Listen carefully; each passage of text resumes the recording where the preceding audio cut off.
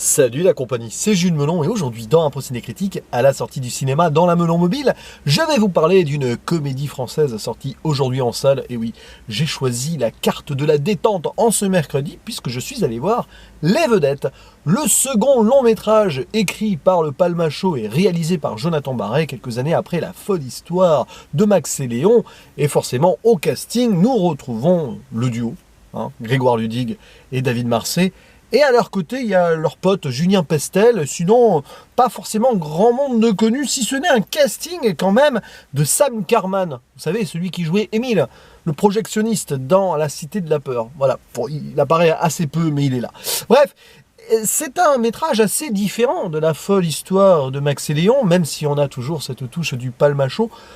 C'est un boulot plus simple, voilà, qui n'est pas dans l'aventure, qui est plus dans le terre-à-terre, qui dénonce quelque part une certaine forme de show business télévisuel. Et on va suivre donc Daniel et Stéphane, qui sont collègues de travail et qui s'entendent pas super bien, qui vont être amenés à participer à un jeu, une sorte d'ersatz du juste prix, voilà, puisqu'ils ont des soucis d'argent, ils se sont fait virer, enfin bon, voilà.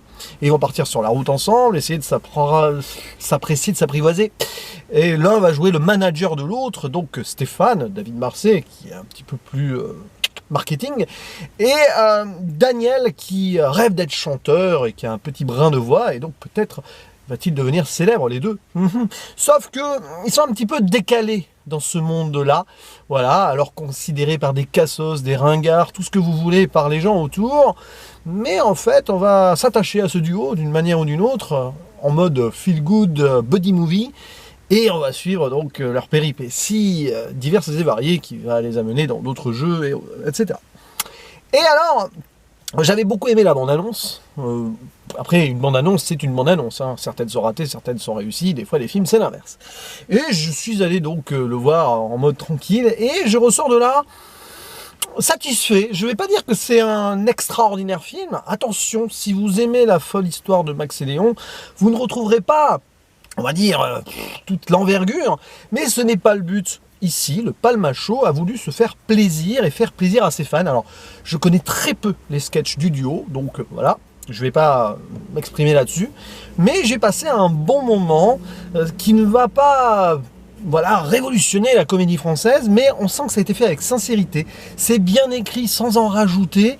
Et il y a la place à une forme d'émotion et de critique derrière aussi, même si évidemment c'est surtout des gags et des délires tout en voilà burlesque, etc. Moi j'aime bien cet humour-là, un petit peu parfois, mais beau, gentil, quoi. Ça dévie jamais sur le vulgaire et tout. C'est cette légèreté-là, malgré tout, dans la lourdeur. Et donc, ouais, ça se suit sans mal.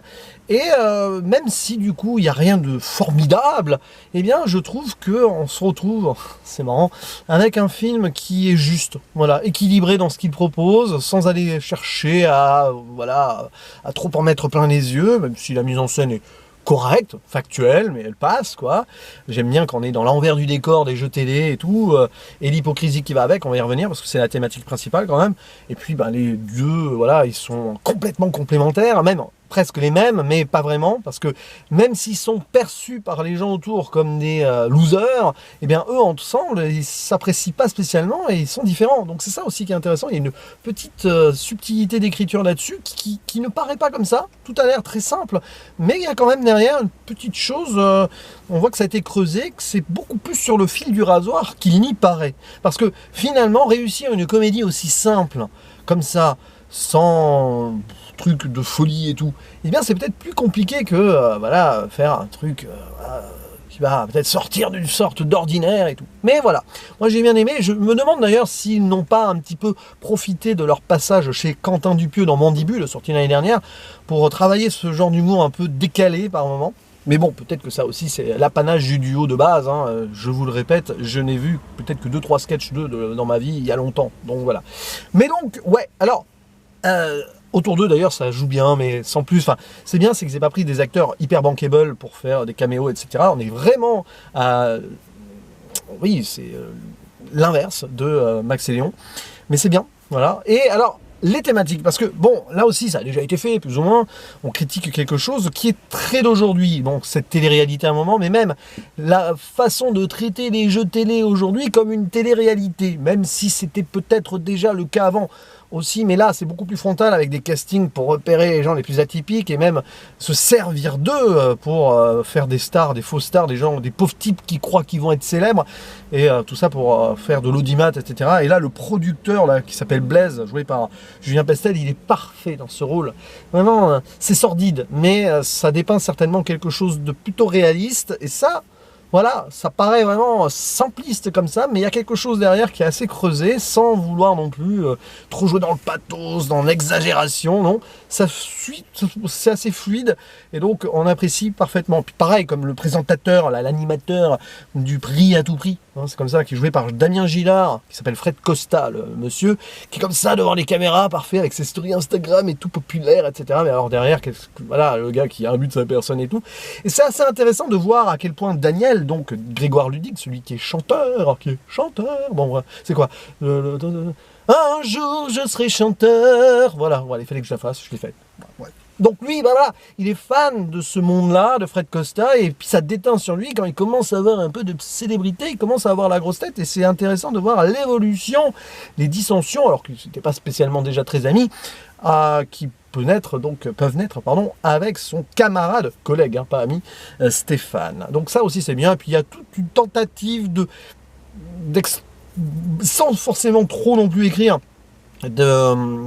voilà, on essaye de donner quelque chose aux personnages dans leur entourage. Voilà, par exemple, Daniel, il a une sœur avec son fils, qui s'appelle Bastien, qui veut faire du rap en mode Kaira, wesh, tranquille, comme ça, c'est dans le cliché absolu, mais c'est drôle, parce que ça ne tourne jamais non plus en dérision, voilà.